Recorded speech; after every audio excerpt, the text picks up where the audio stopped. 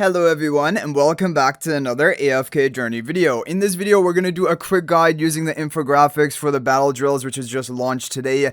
This is the infographic from the previous time, but we'll just talk about, that is basically going to be the same teams and the same tower priority in the map guide. Now as you guys see here, you're going to have these two different fortresses you start on, labeled 1 and 7, and the players on the 1 fortress, they're the ones who are going to want to clear these initial towers and try to join up with your guildmates, because you're going to get a power boost basically by starting in this tower, and you're going to have a bit of an easier time clearing these your other towers and meeting up with your guild mates. So you're going to follow this path of 2, 3, 4, 5, 6. Of course, if people on the left side are getting antsy and they want to attack, they can attack in a couple these towers to join up more quickly, but that's just kind of like the optimal way of doing it. And then after you've connected with your guild, then you will carry on around the outer edge. So as you see here, 8 and 9 will be taken down, and then 10 and 11. You're just going to follow in order of numbers.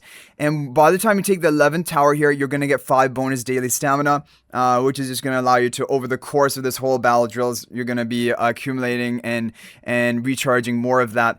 And then you just want to carry on 12, 13, 14, 15, basically like mirror image on each side, and then finally 16. And once you're done with 16, you've cleared basically all the stronghold towers. All that is left is the mini bosses and the boss, which will show you the teams for those. But yeah, 17, 18 are mini bosses, and 19 is the final boss, and that is it. Okay, now as for the teams, they're going to be two different types of towers here, color-coded, green and red. If anyone's colorblind, I will just name out. The green towers are 2, 4, 6, 9, 11, 14, and 15. All other stronghold towers are going to be red. 1 and 7 are where you're starting off. Okay, so the green strongholds, you're going to be using these two teams. The first team is a team which works for everything. Works for any stronghold tower you're going to be facing. Is best used with Saida. It's a Saida damage over time team with Sylphira as well. As you guys see the whole team and positioning here with the breakthrough spell.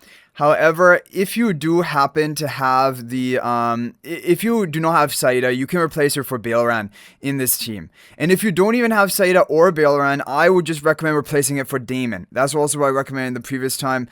Just basically another form of AoE magic damage is just going to be good for this comp. That's basically why I would recommend that. It also gives an attack buff to Shadewing, and Shadewing is going to have high damage throughout the whole fight.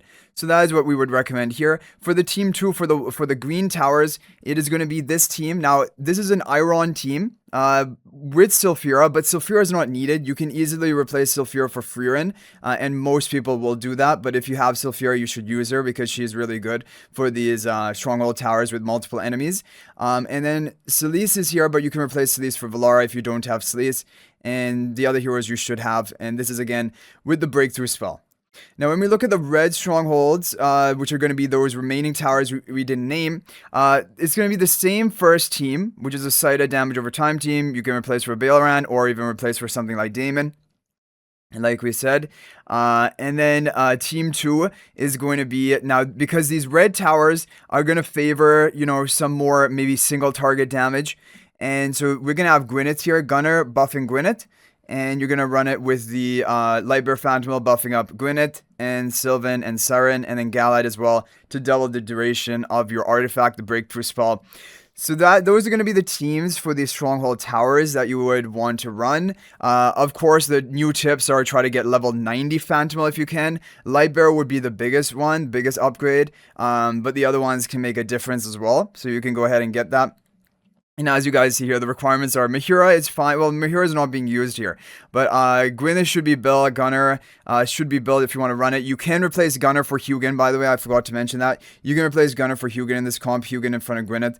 It's still going to be strong. But Gunner is better if you have Gunner fully built. Saida needs plus 15 exclusive equipment. Otherwise, you need to make a swap for Frieren or Daemon, like we said. Shadewing should be Supreme Ascension. And that is going to be it for the regular pathing as well as the stronghold towers. Let's move on to the boss teams.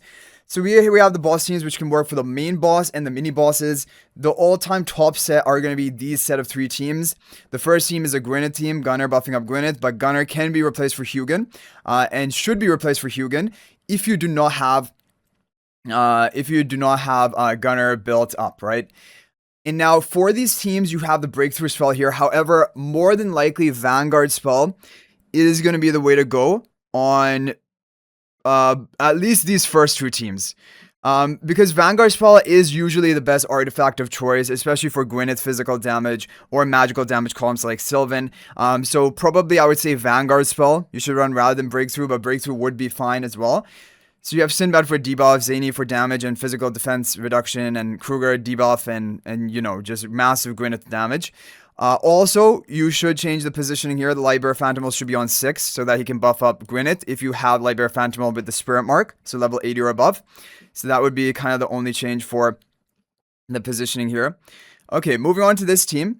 This team, what I would recommend is, first of all, if you have a level 80 or higher Phantomal, you should move the Phantomal onto 12 so that he's buffing up Silven, because Silven's going to be your main damage contributor in this boss fight. It is Cassidy. Using Cassidy as Supreme Plus is pretty much essential if you're going to run her with her skill upgrade, Supreme Plus upgrade. Nazric needs to be plus 10 exclusive equipment. If you don't have Nazric, you can try replacing for any other sort of buffer. Even honestly, Mikola would work because you're still going to activate the Honor Arena with both Lila and Mikola. So you would get that attack buff. Or even probably, I don't know about Smokey. It depends on if there's crowd control by the boss or mini boss. That's why Smokey is usually not recommended. But Mikola would always get off the attack, buff for your team. And Evie is just here as a buffer. She's going to be buffing up your hardest hitting damage dealers. And that is the whole point here. Vanguard spells should be run and Phantomal should be on 12. That would be recommended. And then you have your team 3. This is a Sylphira team, but Sylphira and Frieren. Now this one is a crazy kind of pay to win team. There's going to be an alternative that we'll show that is more free to play or budget friendly. But if you have everything, you can run this Sylphira and Frieren. You have the Aurora here, contest upper left. Now because the Phantomal has a buff, you would want to put the Phantomal probably on Frieren. Most likely Frieren is going to be the biggest damage contributor here, so I would move the Phantomal to 9 to be buffing up Frieren. Ravion's buffing up Frieren and Sylphira. And the thing is, if you wanted to use Vanguard spell, you would need to have a magic damage dealer as your frontmost. So you could do that by moving Ravion to 8. If you move Ravion to 8, Phantomal to 9, your frontmost is Contest, who's a magical damage dealer, and then Vanguard spell would be benefiting your magical damage dealers here. But Breakthrough should also be good for this team, so I don't know which is better for this team, but that's just like, if you want to consider that. And just one final point, minor point, when the boss is above 50% health, this is the best team to be running. But yeah. Okay, moving on to the substitution teams from Radiant. So credit to them. First of all, we'll just talk about the Sylphira substitution because a lot of people don't have Sylphira. You just run Wilders with Frieren. This is running with the Breakthrough spell. So these like Frieren, and then you have your Aurora in the back right. Now, the thing is, if you wanted to go for Vanguard spell, because there's magical damage in Celis and Frieren, you can move Ravion to 8. And then you're going to have the frontmost be the Blight Shroom, and then Vanguard would be magical damage, and that will amplify their damage, and even Aurora's. So that could be something to consider, or you just run it like this with Breakthrough spell. And then, one final point is, you should move, actually, this Blight Shroom Blight Shroom Phantomal to 6, because then she's going to be buffing up Frieren. And she is going to, I don't think it actually applies much. It probably doesn't apply much, but it will give a bit of energy regeneration with the level 90 Spirit Mark. So that's why I would move the Blight Shroom to 6. If you move Ravion to 8, Sleece will be frontmost. She'll be the magical damage dealer. So she can still be a Vanguard if you want to go for Vanguard spell. But that's basically that. Evie can work at low copies, by the way, we didn't mention that. Evie does work at low copies, but she's better when she's built. Silven has to be built, obviously, to Mythic Plus, and of course, Nazric plus 10 exclusive equipment. Now, the alternative Team 1 substitution, if you don't have Gwyneth, is, I don't even know who would have this, honestly speaking. I don't think that, probably I would say people, more free-to-play players have Gwyneth compared to Marcel. But for whatever reason, if you wanted to use Marcel as your damage dealer, then this would be the team. And in this case, honestly, you would have, I would move the Lightbearer Phantomal in front of Marcel to boost her damage. Yeah, I would move it because Marcel is probably your major damage dealer here. And probably, you know what? You could probably even use this comp. You could probably use this comp even with like Odie. You could probably even use it with Odie, honestly. Like if you're a really old school player. But I would either way have the Phantomal in front of your carry over here, and Faye can just be, Faye can be moved somewhere, like maybe just swap these two positions. That's what I would consider. Pheromone is completely blocked in here, which also seems a bit strange.